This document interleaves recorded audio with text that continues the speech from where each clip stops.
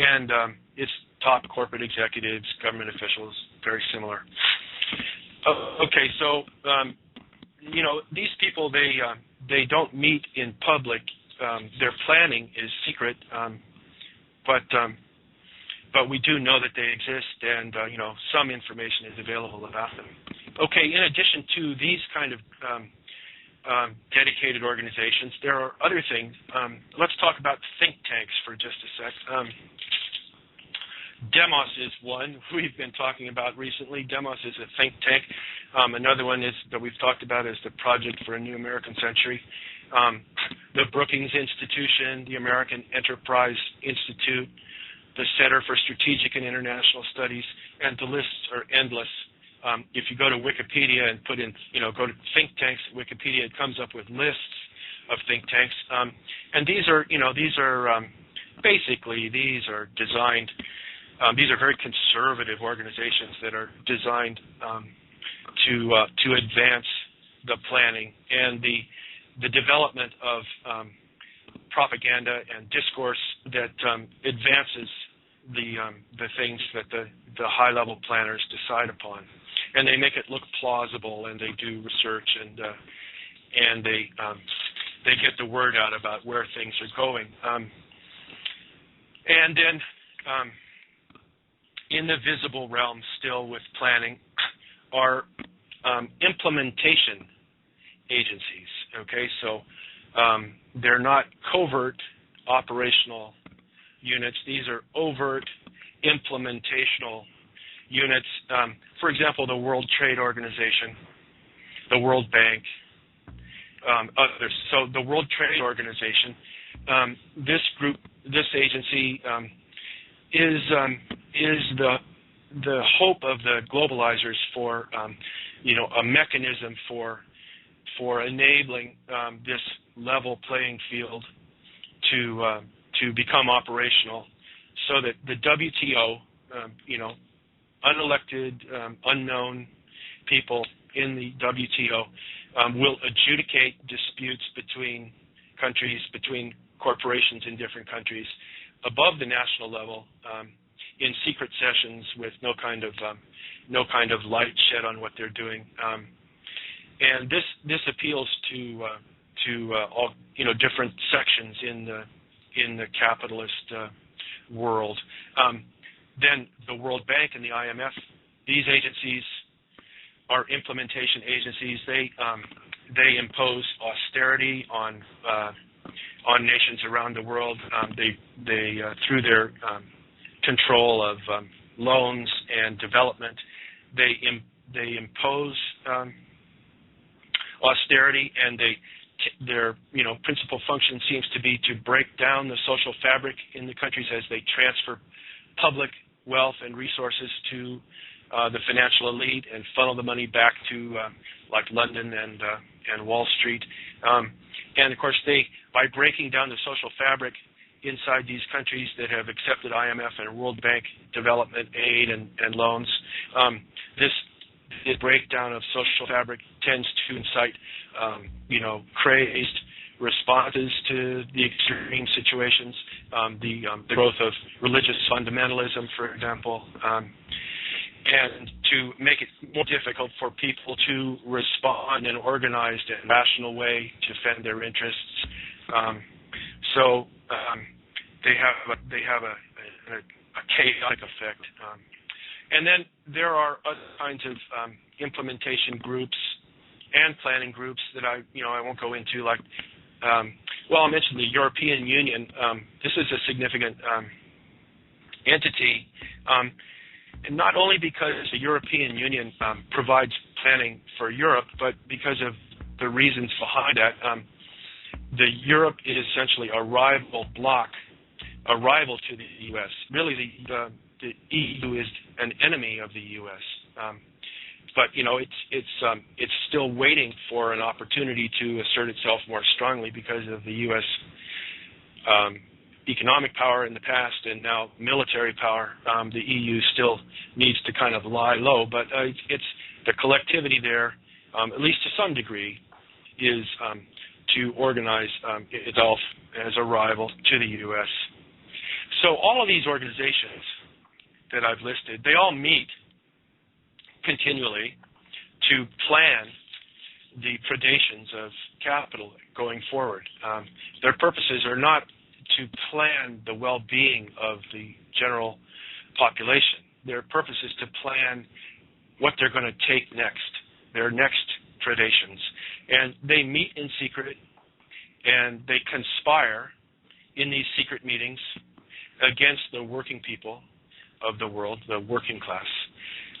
That's their purpose. And no one complains when these agencies, have their secret meetings. The press never says, "Oh, there they are again, meeting secretly and planning. We don't know what." No suspicions are expressed. They conspire openly. Nobody stops them or complains about it. And it's just as if this kind of operation is just the duly constituted way that the world operates. It couldn't possibly be a source of our problems. It's just the way competent, high-profile people go about doing what the world needs. Well, you can see I'm speaking facetiously there. There are also, no doubt, invisible, hidden planning bodies that we don't know about. Corporate networks, corporate boardrooms, and networks of key insiders, and we don't even know. Probably the really most powerful people are very, very hidden from us, perhaps. So now let me just say a little bit about this globalization process here. I'm maintaining that these kind of sort of abstract and long-term issues and complexities are behind the decision to carry out the 9/11 attacks. And so I'm going to try to come back to a focus here on 9/11 as I finish up. In the 80s and 90s is when this process of globalization got going. And the purpose behind globalization, or the creation of a new world order, as some people say, is to break down barriers to the flow of money between countries and to standardize and harmonize conditions in all the countries, at least as far as wages and working conditions are concerned, and that is to drive them to the lowest common denominator where we see the trend, right? Wages now are being slashed across the world. And this is the purpose behind globalization. Flight of production from high-wage countries to low-wage, so-called emerging countries, and then to allow capital flows, people who have money, to snap up bargains, to take advantage of exchange rates, to do whatever they want instantaneously without any kind of interference by national boundaries, any kind of taxation or anything that would lower their profits. And the process of globalization really was envisioned by all of these centers, the European and the Japanese and the North American. Initially, the idea was here to create this overarching global decision-making structure around the things that are really important, the flows of money, without interference, and to set up this level playing field for corporations. Okay, this level playing field for corporations is going to be a really bad situation for people, but it'll be a good one for the corporations. But the problem is that the United States, more recently, in the late 90s, decided to opt out. Decided to opt out of this plan, and or at least out of key aspects of it. It doesn't like the idea of a global level playing field. It wants to be on top. The U.S. has been on top for a long time, wants to stay on top. And it's as it's shifted from being a net exporter and an industrial power to being just a financial power based on a rigged situation where the dollar, because it's the world's reserve currency, continues to be an attractive currency, and because the U.S. has a monopoly on the projection of military power, it's decided to maintain its domination militarily as it's lost its economic clout. And the biggest rival of the United States, it's well established, is China. That's its ultimate target. But it has lesser rivals. Sorry about the coughing, guys. Yeah, my throat. I think I'll take a sip of water.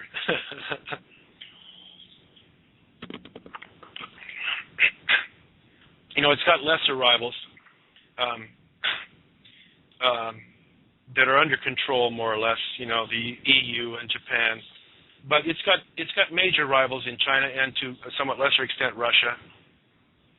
And it's decided that it's just going to follow the plan of laid out by Zbigniew Brzezinski of controlling Central Asia, because already controlling the Middle East, if it can control Central Asia, it can put a stranglehold on China's access to oil and gas. Hold on, folks.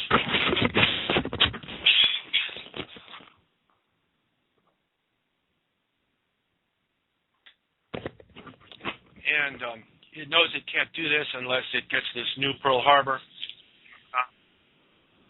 And so it sees its grip on the world and on its biggest rival, China, as slipping away from it if it doesn't go in and get in there in Central Asia. It needs a new Pearl Harbor, and so it launches the 9/11 attacks. I've got a little bit more to say about this subject. I didn't quite get to my last points here, but since my throat is crapping out on me here, I think what I'll do is just sign off and remind you about Mr. Britt's show tomorrow with Danny Allen, I think his name is, a musician. I'm looking forward to that, and to all the shows that are coming up. And I'll talk to you next week when my throat is back together. And thanks a lot for listening. Carry on, folks.